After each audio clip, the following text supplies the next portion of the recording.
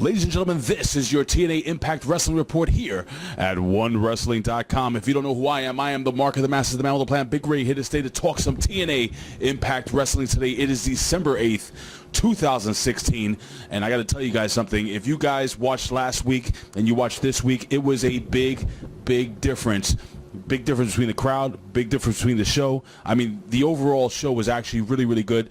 A controversial ending, but you're going to have to watch the rest of this video to find out exactly what the hell I'm talking about, guys. Listen, man, first and foremost, we're going to jump right into this show. But before I do that, actually, guys, I always tell you at the top of every single show, please go to www.gofundme.com/Bill Schuyler. The link is right down here below here on this video, and I want you guys to please donate to our fallen brother, one of the best people in the world, guys. We lost him, Bill Schuyler. He used to do the TNA reports, he used to do NXT reports, he used to do every report here.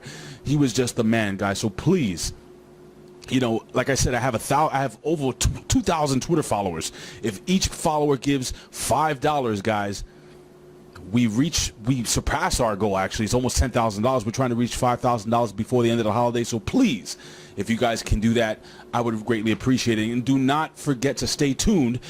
Sometime tomorrow, depending on when you're listening to this or watching this, guys, I'll be on with Ben Hameen, Ya Allah, moron, infidels. Ben Hameen, my good brother, man, over at WrestleZone.com, guys, for the Impact Rebellion. Look out for that podcast coming very soon. We're going to have a new segment in that podcast. It is Good Impact, Bad Impact with Billy Ray Valentine. You know him here from OneWrestling.com. That's the man that runs Big Slam Nation, also part of the PW Hustle. And do not forget, guys, of course, the other amazing segments over at WrestleZone.com, guys, with Connor OKayFabe, with Breaking Kayfabe with OKayFabe, and of course, the Professor's Retrospective. Anyway, guys, listen, we got a lot of show to talk about, so we're going to jump right into this. We have Moose, who comes into the ring, guys, and I got to be honest with you, this week, it appears that everybody got some 5-hour energies, because last week, everybody was on Ambien, or everybody had eaten some bad hot dogs. I mean, honestly, it was like the crowd this week compared to last week's crowd was night and day.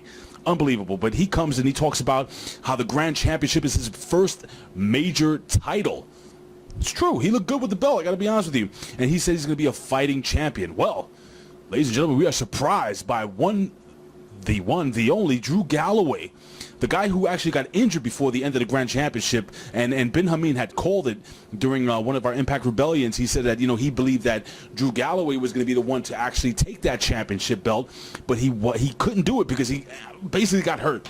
But he declares that he is back, and he wants to fight, and he wants to burn this bitch down, end quote. Well, it looks like, Moose has absolutely no problem with this. Moose wants to get into a fight. Moose wants to fight tonight. But, hallelujah. Should I keep on with the singing thing? Hallelujah. Anyway. Aaron Rex comes down the ramp, and Aaron Rex interrupts. He says that, he would shake Drew's hand, but he doesn't want to injure the guy again, which was absolutely hilarious, guys. I thought it was actually really well done. And, because Drew apparently always gets injured. I don't know. Maybe fact, fiction, I don't know. But, and he says, and this being Rex, says that he is going to sue the fans for, quote-unquote, rexual harassment. It's like sexual harassment, but towards Aaron Rex, whatever. Anyway, thank you, cameraman. By the way, guys, I have the best cameraman here in the business. Thank you so much, Charlie. I really appreciate you here every single week. You come here, you hold that camera nice and steady, and again with the mustache, very thick.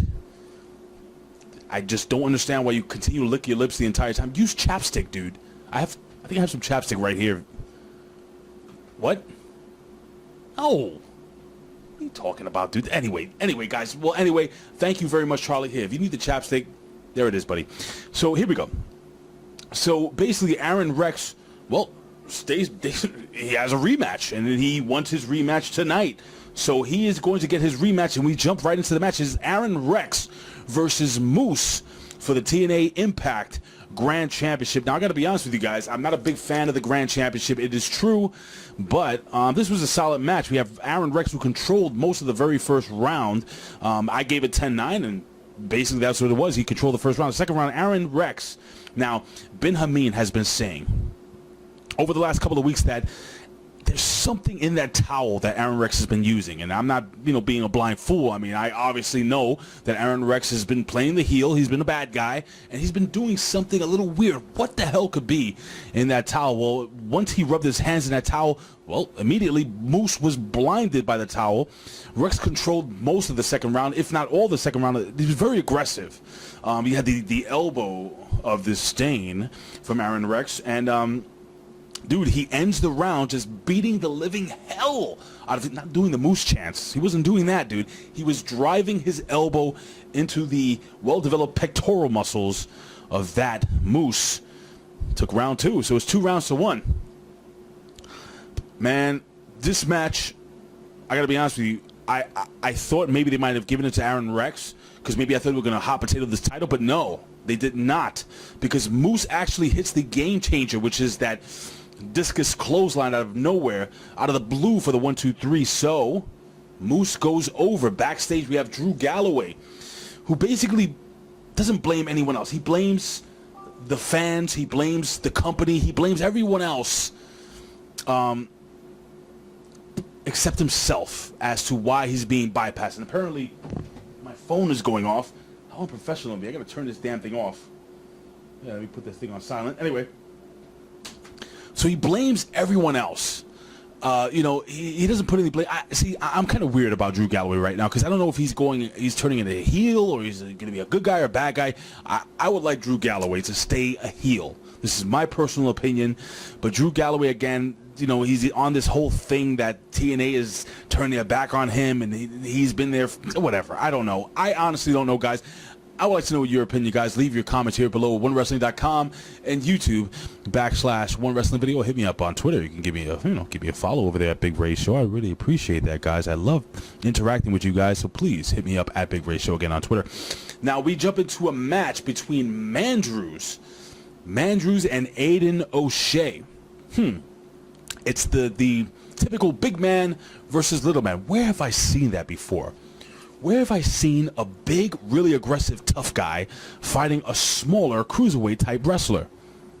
Could have sworn I've seen that, some type of chairs gimmick match. Anyway, even though this was taped weeks before. Can't put my finger on it. Anyway, so we have Mandrews versus Aiden O'Shea, and Mandrews with a total change of character. I really hope he gets rid of this stupid skateboard. I hate that stupid gimmick. I hate that skateboard. Like I said last week, John Laurinaitis used to ride a skateboard down to the ring, and he looked like a total idiot. I never really sold on the whole skateboard gimmick. But listen, man, Mandrews gets the upper hand right off the bat with an eye rake. So right on, you know. Oh, by the way, Mandrews, he tried to beat the living hell out of Aiden O'Shea at the top of the match. But you know what I liked? I liked the fact that Aiden O'Shea was clearly the bigger, stronger man. He didn't sell a lot of Mandrews' moves, which was cool. I mean, this made a solid match, and I kind of thought to myself, how the hell is Mandrews going to put this one out, but put this one away if he is going to win this match? Because I'm feeling they're going to give this young man some type of push, because he does have a lot of in-ring talent and very charismatic, and I do like him better as a bad guy or a heel. Now, and I did like the fact that Aiden O'Shea was talking a lot of crap during the match. You know, I mean, literally, he was going to throw a punch, and he's like, "Oh no, I'm using open hand, mutt." Boom, boom, boom, knocking him out. I mean, it was really good stuff. I really enjoyed that. Beautiful flipping suicide dive from Mandrews from outside the ring, from inside the ring onto the cement floor outside the ring. Really, really well done. Listen, really good match. I enjoyed it. I like the psychology behind the match. Apparently, you know, Aiden O'Shea was sent by the boss, whoever that may be, to teach Mandrews a lesson. But didn't happen that way. We went from a sitting senton bomb from Mandrews into a gorgeous, perfect shooting star press. Ladies and gentlemen, Mandrews goes over the bigger, tougher Aiden O'Shea. I gotta be honest with you guys, I really hope they give Aiden O'Shea a little bit of a push. He looked really, really good in this match. Guys, let me know what you guys think. Now, backstage, we have Jesse Garders, and like a lot of pleasantries between him and Tyrus. I wonder where the hell that's gonna go. Anyway, this is a match I was looking forward to. We have Mahabali Shera and Al Snow. Yes, Al Snow. That guy. He's back in the ring, ladies and gentlemen. He looks great. He looks great. Training with my boy David Hero down at the PWR show, along with Damian Nelson, who is absolutely the worst best friend anyone can ask for. I mean, seriously, every single year. He had a great match over at GLWC, Great Lakes Championship Wrestling, and it was Abyss versus my main man, David Hero, and David Hero pulled it out. Good for you. Anyway, Mahabali Shera and Al Snow versus Baraka and Dax, the Tribunal, in a double strap match. Now, if you guys don't know what a strap match is, I advise you go to the WWE Network or maybe go to YouTube and look up matches between like people like Jimmy Superfly Snuka and Roddy Piper. That's actually probably one of my very favorite. It was originally called the Fijian strap match, which is basically, you know, both, you know, competitors, but here we have 4 competitors. You know, your wrist is, you have the leather strap, which is basically a belt tied to your wrist, and you have to actually, you know, beat the hell out of each other until you can reach each corner of the ring. Now, in the WWE or most organizations, just 4 corners. Here, we have 6 sides, so I guess it's tougher. But anyway, listen, man, during the match, we have the heels, and they were using the strap very, very early. I mean, they were choking, they were smacking, they were hitting, they were punching. A lot of stiff hits. Now, you can't fake, guys. I don't care who you are. You cannot fake getting hit with a wet leather strap. Try it. It's not pleasant, unless you're into that thing. I mean, you know, if you guys like wearing the mask with the leather, with the zipper here, and the gag ball. Anyway. But, yeah, man, I mean, it was a really, really hard-hitting match. Hey, the heels got in, the baby faces got in. It was pretty good. I enjoyed the match, and towards the end of the match, we have Mahabali Shera and we have Al Snow, who both were able to knock out Baraka. I always call him Barack Obama. I don't know why. Baraka and Dax, they knocked them over the top ropes, and they were able to touch all 6 corners, and they actually went over. This was a decent match. I see this feud going on a little bit longer. Good match. Good way to again, I don't think this feud's going to end. I think it's going to continue down the road. Maybe we get a steel cage match down the line. I'm not really sure. Mahabali Shera actually looked a lot better, and you guys know, if you listen to me here, or if you guys listen to me to WZ Daily, I am not a fan of the big man from India. Why'd they give him a camel clutch? Really? Anyway, that's his finisher, apparently. EC3 backstage cutting a promo. He is interrupted by the mute Eli Drake, who is rendered speechless. Now, before this, and I actually skipped something here, Matt Hardy is laying in his bed, his beautiful, beautiful home in Cameron, North Carolina, and he is getting a premonition, and it is a distinct premonition. And he wakes up from this premonition and he yells, "Apocalypto! Apocalypto! Apocalypto!" Hold on. Apocalypto! Broken Matt Hardy comes to the ring with his beautiful wife, Rebby, and his brother Nero. And of course, the most over Hardy of all time, Baby Maxwell, or King Maxwell. They promote what is going to be possibly one of the most entertaining nights in the history of professional wrestling. Now, you guys say, what the hell are you talking about? I'm talking about for the entertainment factor alone. This is going to be something totally different, guys. Now, Broken Matt Hardy is in the ring, of course, introducing Baby Maxwell, or King Maxwell. And Matt Hardy states, and I quote, that not even Meek Mahan, or whatever the hell he called him. You know who he's talking about there, right, guys? He's talking about some really rich billionaire over at Greenwich, Connecticut, who's apparently his wife now works for President Trump. Anyway, not even he can promote the mayhem that is going to occur next week in 24 hours, I wish, in 7 days. And it will come from Cameron, North Carolina. Ladies and gentlemen, everyone will be there. Baby Maxwell is over. He's over. And apparently, Baby Maxwell, who actually had his first interview here at OneWrestling.com with the legendary Bill Apter. Follow on Twitter at Apter1Wrestling. If you don't believe me, type in One Wrestling, type in Bill Apter, and type in Baby Maxwell. It's there. His very first interview was here. Did he speak? You have to tune in. But seriously, man, so all tag teams, the greatest tag teams of all time, not only all time and space, are invited to be deleted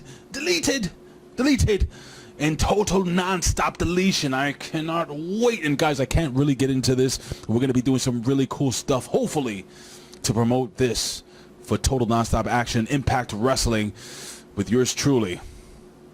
More later. Anyway, Gregory Shane Helms, the Hurricane.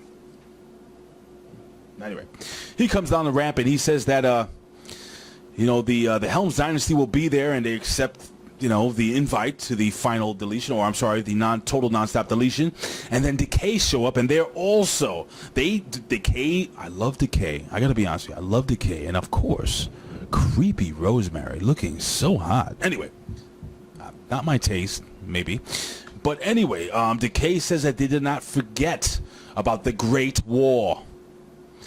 And that is going to be a never-ending nightmare for the Broken Hardys. Going to be interesting, but Matt says they will all be deleted.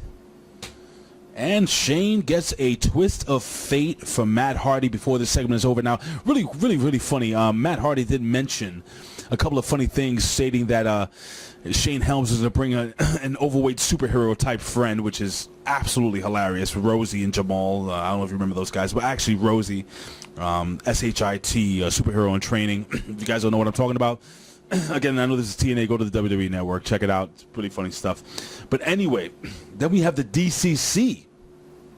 And they cut a promo backstage, or wherever the hell they are, back in the shadows, I guess, and in their weird voices. And they said they will be there as well. So, ladies and gentlemen, it's going to be a action-packed show next week. I cannot wait for you guys to check out what we're going to be doing here on Wrestling.com. Alli versus Laurel Vaness. Oh, my little Alli, so sweet, so beautiful. She comes to the ring and she's going to fight the evil Laurel Vaness. And apparently Alli has been training. Wait for it. With Braxton Sutter. I mean, I only called it like about 3-4 freaking weeks ago at the WZ over at the Impact Rebellion. I think I called it here last week as well, that she would be training with Braxton Sutter. I mean, these people, they have like such chemistry. It's like they should be married or something. Anyway, so Alli is in the ring, and listen, man, she starts the match off with a couple of nice deep arm drags. Ricky Steamboat-esque. Anyway. Really good. I like the way she kept going back to Braxton Sutter, kind of getting the approval as Braxton cheered her on. You could see there was a lot of love there. And after the match, during this match, Braxton Sutter is attacked by the Miracle Mike Bennett. They fight their way to the back. So now Alli is left all alone with Maria and Laurel Vaness. But Laurel Vaness goes into the ropes, and she's going to try to hit her with some type of knee to the head. But she misses. Alli then pushes her into the turnbuckle, breast first. She comes back, that being Laurel Vaness, and she gets a Scorpion Death Drop. They call it a reverse DDT, which is the technical term for it. But if you guys don't know what it is, I'm telling you what it is. It's a Scorpion Death Drop. And ladies and gentlemen, Alli goes over. Alli wins. And the fans were digging it. The fans were really into it. And I was into it too. I was really elated to see her actually win this match. And I can't wait for her to get in the ring with Maria now. Maria tries to do a sneak attack from behind.